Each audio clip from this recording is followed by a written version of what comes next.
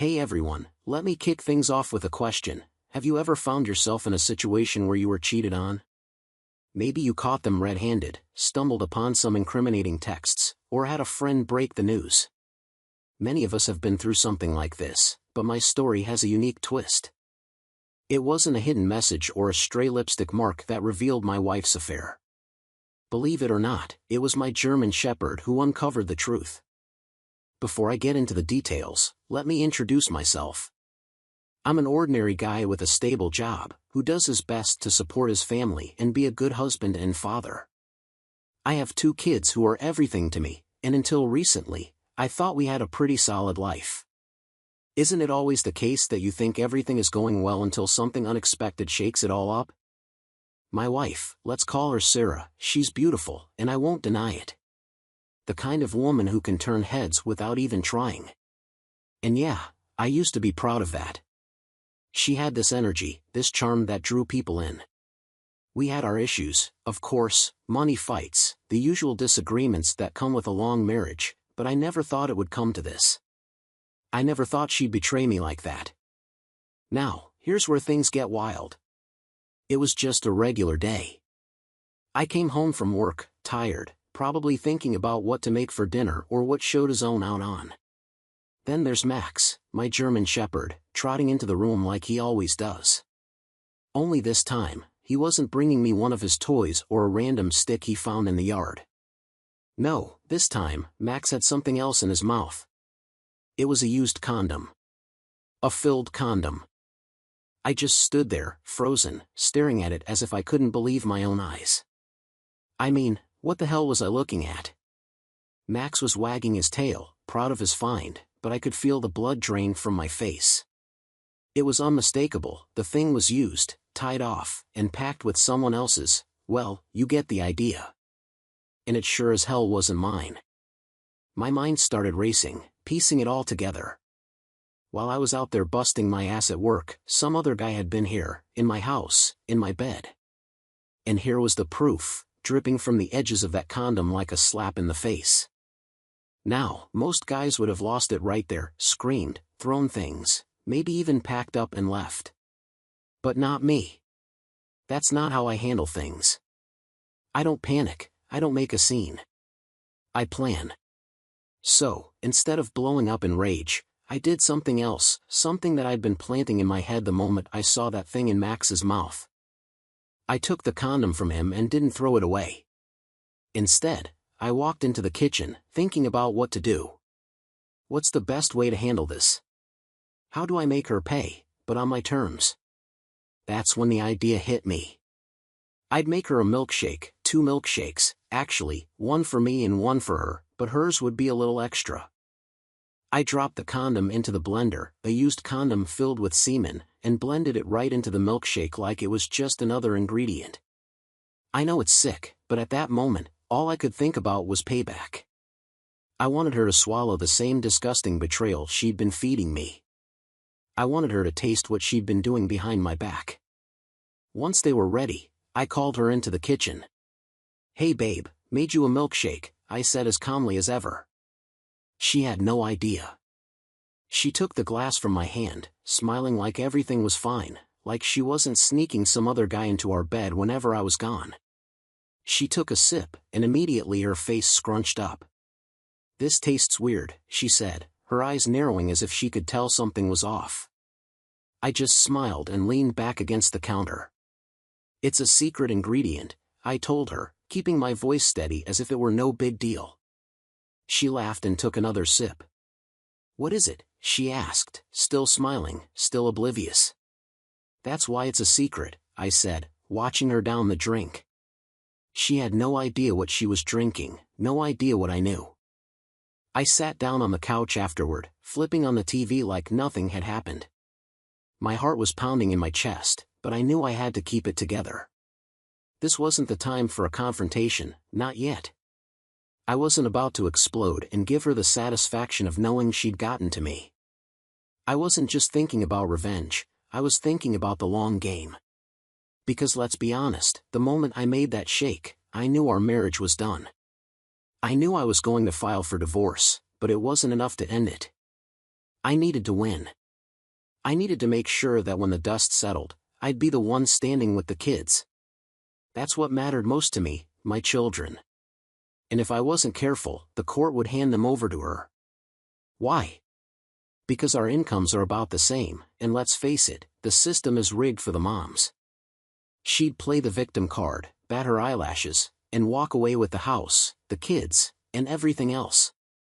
I couldn't let that happen. So, I stayed calm. I waited. I played the part of the loving husband, even as she drank down that disgusting milkshake without a second thought. This was just the beginning.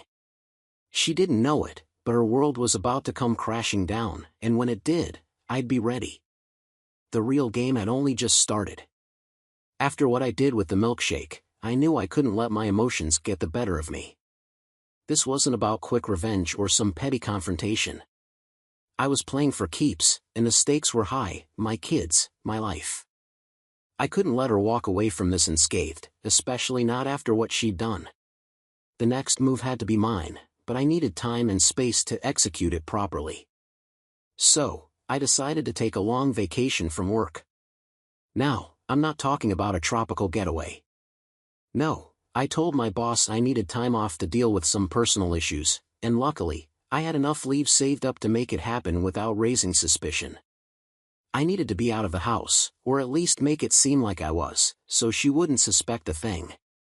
Every morning, I'd wake up, dress as if I was going to work, and head out the door. But instead of going to the office, I'd circle back a little while later and slip in through the back entrance. Our house has a side door that's barely noticeable, perfect for sneaking in unnoticed. It didn't take long for the truth to come out. On the third day of my vacation, I saw with my own eyes that my wife, Sarah, was having her affair right under our roof, in the same bed we shared while I was supposed to be at work. She wasn't even trying to be subtle about it. It was almost like she didn't care if she got caught, as if my work routine was so predictable she thought I'd never catch on. That's when I realized I needed solid proof. Words weren't going to be enough in court. I couldn't rely on a hunch or even the used condom Max had brought me. No, I needed irrefutable evidence to back me up, and that's when I got the idea to install HD cameras. Honestly, I was surprised at how easy it was. These things aren't as expensive or complicated as I thought. A couple of trips to some online shops, and I had everything I needed: tiny, unobtrusive cameras that I could hide in strategic places around the house, the bedroom, the living room, even the hallway where she brought her lover in and out of the house. Setting them up took a little finesse, but once they were in place, it was like I had a front row seat to her lies. But I wasn't done yet. You see, I wasn't just interested in catching her cheating. I wanted to break her down psychologically, and I wanted to be smart about it. Divorce courts can be tricky, and I knew she'd try to paint herself as the victim. So I needed her to come off as unstable. That's when I started nudging her toward her therapist more frequently. Sarah had been seeing a psychologist on and off for a while, mostly for stress and anxiety, nothing too serious, but enough for me to know there was a vulnerability I could exploit. I started planting little seeds, manipulating situations to make her feel like she needed those sessions more. I'd create arguments out of nothing, push her buttons just enough to make her feel on edge. Sometimes I'd mention how concerned I was for her mental health, how I thought it might be a good idea for her to see the psychologist more regularly. Other times, I'd bring up old issues from our marriage, making her feel like maybe she was the problem, suddenly pushing her toward self-doubt. It wasn't hard, she was already fragile, and I knew exactly where to apply pressure. It worked. Soon enough, she was booking more appointments, convinced that the increased stress in her life had nothing to do with her own actions but was somehow tied to our marriage. Perfect. While all this was happening, I wasn't sitting on my hands. I'd already contacted a lawyer, a good one. I didn't want just any run-of-the-mill divorce attorney. I wanted someone ruthless, someone who could help me make sure I got what I deserved.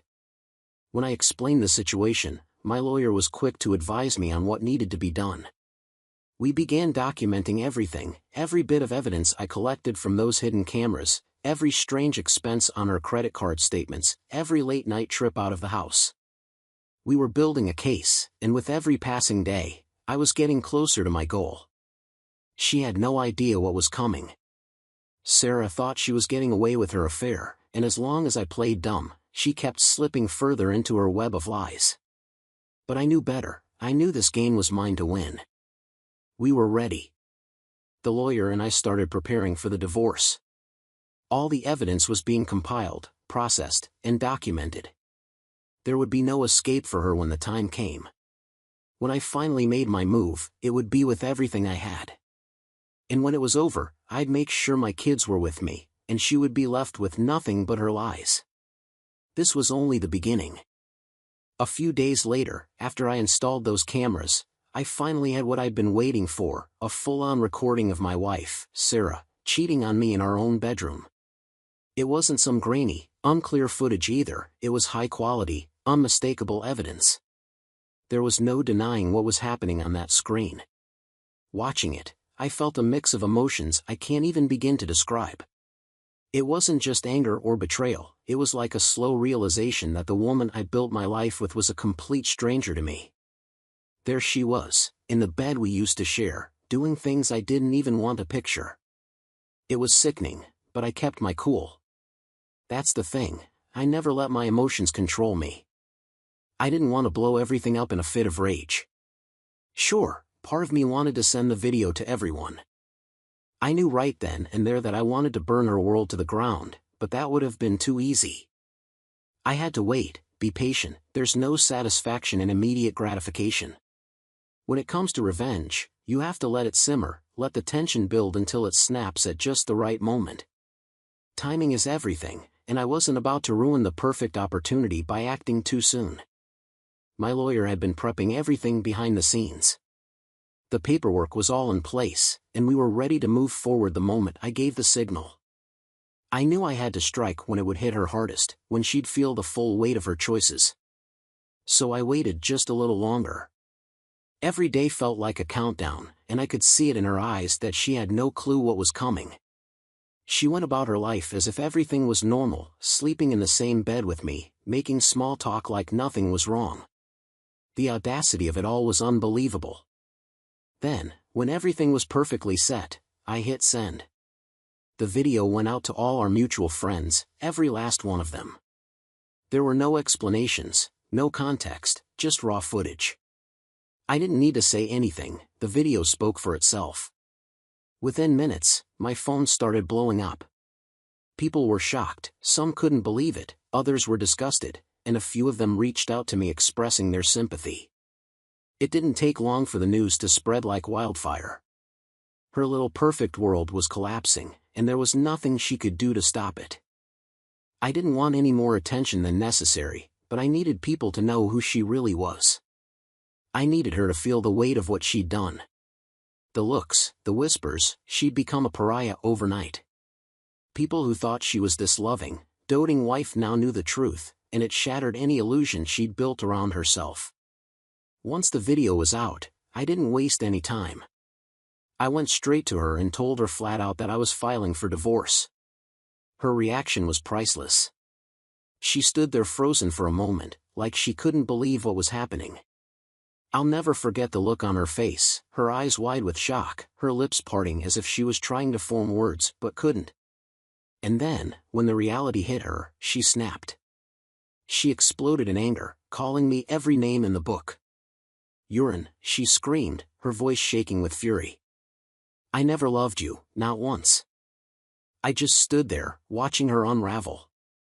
Her words didn't hurt me, not anymore. I'd already checked out emotionally by then. I knew what she was trying to do. She wanted to lash out, to make me feel something, to get under my skin.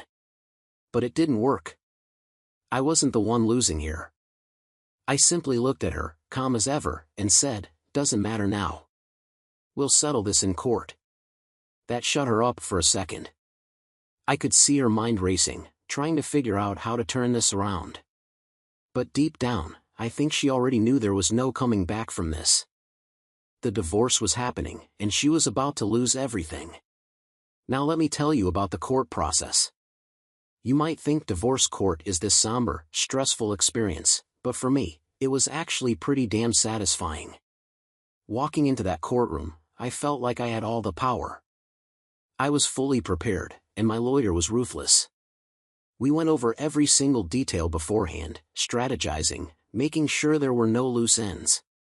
By the time we sat down in front of the judge, I knew exactly how this was going to play out. First off, I laid it all out there. I didn't hold back. I talked at length about her infidelity, of course, but I also brought up her mental health struggles. I don't mean in a way that made me look like an uncaring husband, no, I framed it as concern. I told the court how I'd been worried about her for a long time, how she'd been seeing a psychologist regularly, and how her behavior had been increasingly erratic. I was careful to paint myself as the stable, caring parent, the one who was looking out for the best interests of our children. Then came the piece de resistance, the video. The same video I'd sent to our friends. I played it in court for everyone to see. The room went silent as it played, there was no denying what was on that screen. You could hear a pin drop by the time it ended. Sarah was sitting there, white as a sheet, unable to say anything. That's when she tried to flip the script. "He's a criminal," she yelled, standing up in the courtroom. "He distributed that video without my consent. He violated my privacy." Her voice was shrill and desperate, as if she thought she could somehow turn the tables and make me look like the bad guy. But I was ready for this. Calmly, I explained that I'd been hacked, that someone had stolen the video from my personal files and distributed it without my knowledge. I had the paperwork to prove it. That same day, I had filed a police report about a fraud incident. I even had the report that detailed how someone had stolen $542 from my account. I presented it all in court, making it look like I was just as much a victim of this as she was. It worked. The judge couldn't pin the video leak on me, and Sarah looked like she was grasping at straws. I completely outmaneuvered her. She thought she could paint herself as the victim, but I'd played the long game, and it paid off. In the end, the court ruled in my favor. I got full custody of the kids. She could see them only by agreement and only under supervision. She lost the house, the respect of her friends, and everything she thought she could rely on. As for me, I walked out of that courtroom knowing I had won. I had my kids, my life, and my dignity intact. Sarah had nothing but the wreckage of her own choices to deal with. I couldn't have been more satisfied. In the end, it wasn't just about the divorce, it was about taking control of my life again, and damn, did it feel good. Things have been going pretty smoothly since the divorce. I had custody of the kids, my life was getting back on track, and for the most part, Sarah seemed to fade into the background like the bad memory she was. I figured she'd lick her wounds and maybe try to rebuild whatever life she could from the wreckage of our marriage. I even allowed myself to hope that this might finally be over. But that was wishful thinking. Turns out she wasn't done with me yet. It all started when I got a call from my lawyer out of the blue. His voice was calm, but there was an edge to it, the kind of tone that immediately makes your stomach drop. "We've got a situation," he said. Apparently, Sarah had filed a motion to reopen the custody case, claiming that the original proceedings were unfair. That wasn't all, she was accusing me of manipulating the court and painting her as unstable to win custody. But the kicker? She was now accusing me of emotionally abusing her and the kids during our marriage. I sat there, listening to the details, trying to make sense of it. It felt like a bad dream. She was alleging that I'd used my influence over the legal process to rig the divorce, and worse, she was fabricating stories of abuse, claiming I'd neglected the kids, that I'd been verbally abusive, and that I'd manipulated them to hate her. None of it was true, of course, but the fact that she was willing to go that low, it was almost surreal. I hung up the phone, my head spinning. It wasn't about custody anymore, not really. This was her revenge. She couldn't handle the fact that she'd lost, so now she was coming at me with everything she had left, no matter how insane or destructive. It wasn't just an attack on me, it was an attempt to drag the kids through another legal battle. This time, she was playing dirty, real dirty. I went straight into preparation mode. I met with my lawyer, and we started to lay out a defense strategy. The thing is, we already had everything we needed, all the evidence from the divorce, the recordings, the video, the police report, all of it was still intact. But now I had to defend myself from these new claims, which meant going through every single detail of our past life together and tearing apart our lies. In the weeks leading up to the hearing, Sarah didn't hesitate to make her new accusations public. She started telling anyone who would listen that I had manipulated the legal system, that I was controlling, abusive, and unfit to be a father. She was painting this picture of me as the monster in her story, and to be honest, I wasn't even surprised. After everything she'd done, it was clear she'd stop at nothing to ruin me, even if it meant dragging herself down in the process. Then came the court. Walking into that courtroom again felt different this time. The first time, I was angry, determined to win and prove her wrong. Now, I was just tired of her games, tired of the lies, tired of the way she was weaponizing the system against me. But I knew I had no choice. This was another battle, and I had to fight it for my kids. She was sitting there, all smug and composed, like she actually believed her own story. Her lawyer made her sound like a victim of some grand manipulation scheme, claiming I had exploited her mental health struggles to make her look bad, that I'd orchestrated the entire case against her to alienate her from our children. She even pulled out the abuse card, saying I had emotionally abused her for years, undermining her confidence and controlling her life. It was disgusting, but I kept my cool. When it was my turn, I laid everything out again. I went over the video evidence of her affair, the months of lies, the way she had prioritized her affair over the family.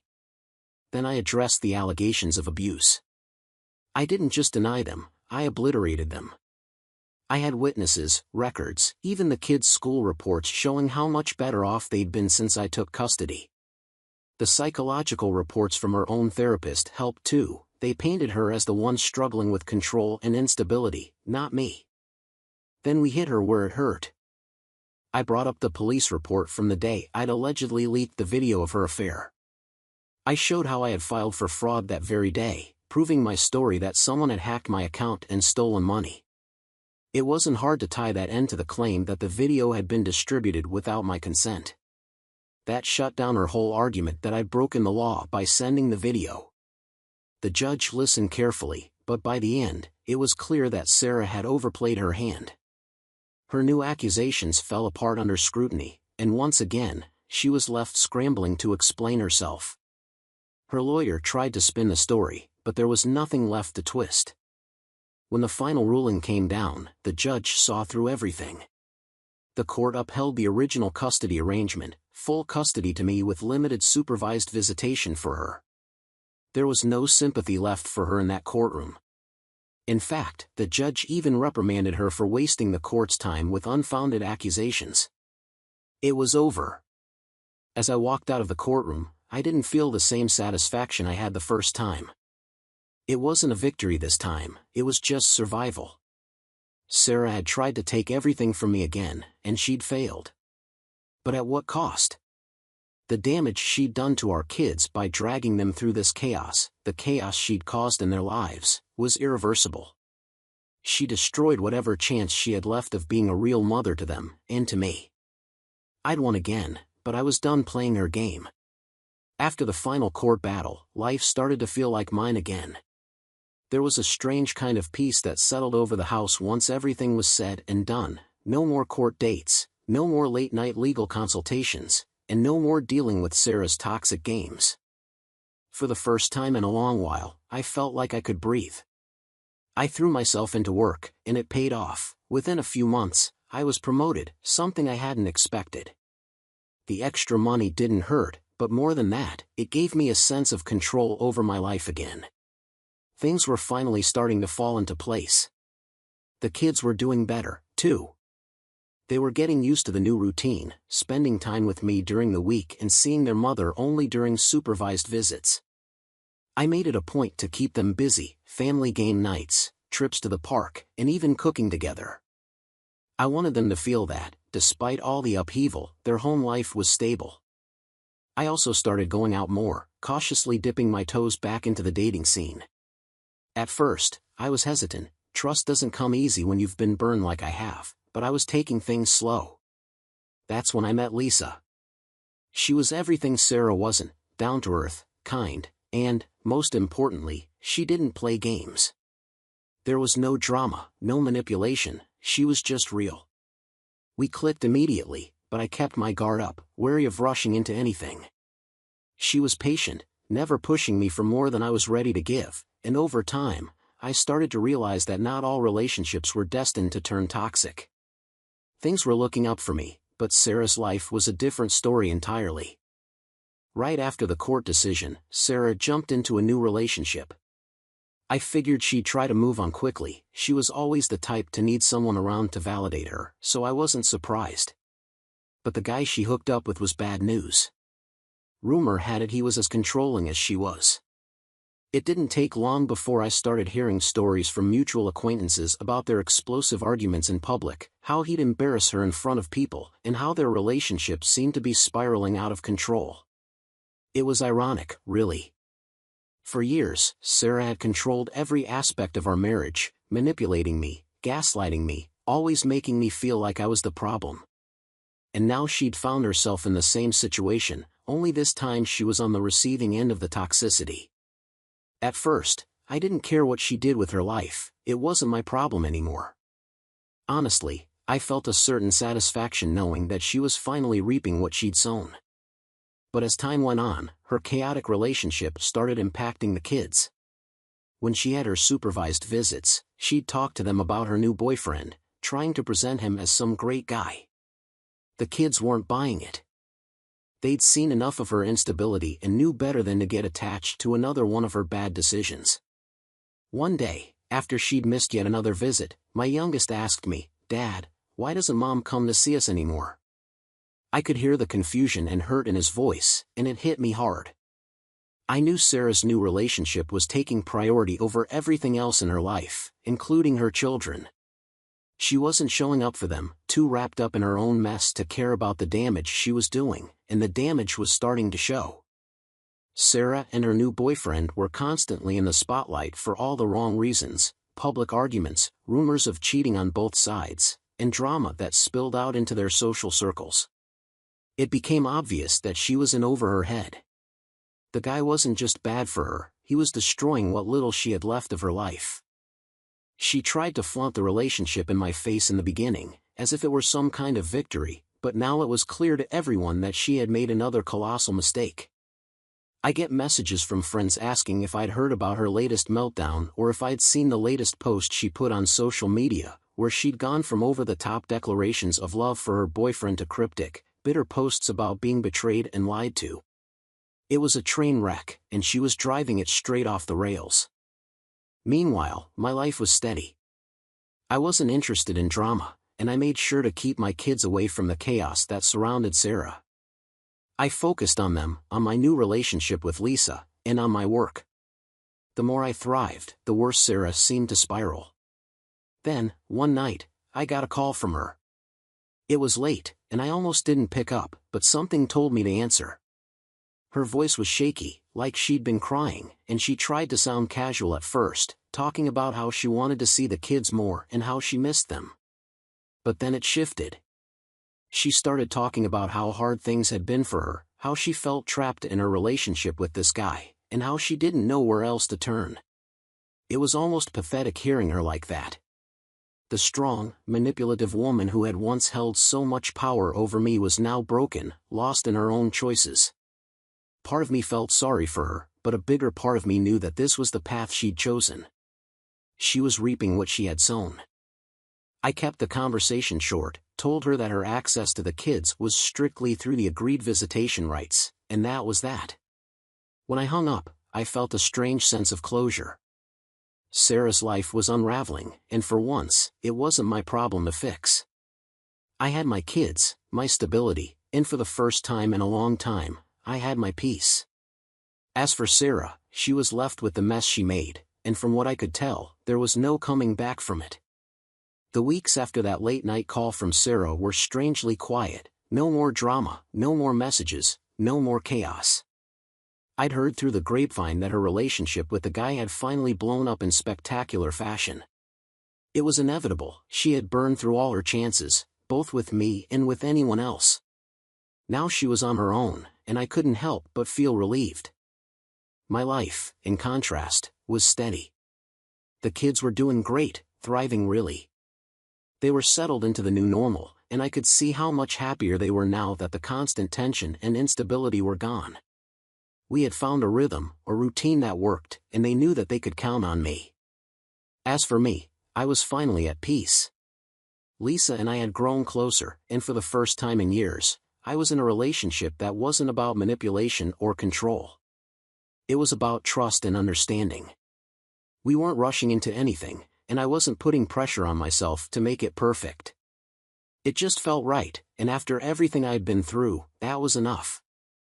One night, once the kids were tucked in and the house had fallen silent, I sank into the living room couch, reflecting on how far I had come. It was surreal to think about the wreckage that had been my marriage to Sarah.